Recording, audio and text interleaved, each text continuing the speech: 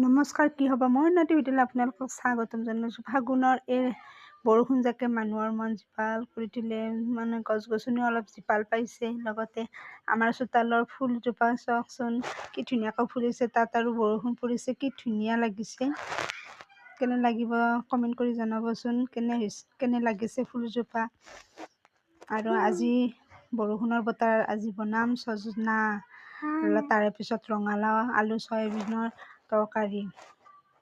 আপোনালোকে ৰঙালাও চব্জি খাই কেনে পায়? লগতে তাতে চয়াবিন দিলেতো আৰু সোৱাদ লাগে। ক'লা কচু খোৱাৰ দিন আহিল আৰু কচু খোৱাহে কথা। কচু, ৰঙালাও, চয়াবিন চব্জিখন খাই মই বহুত ভাল পাওঁ।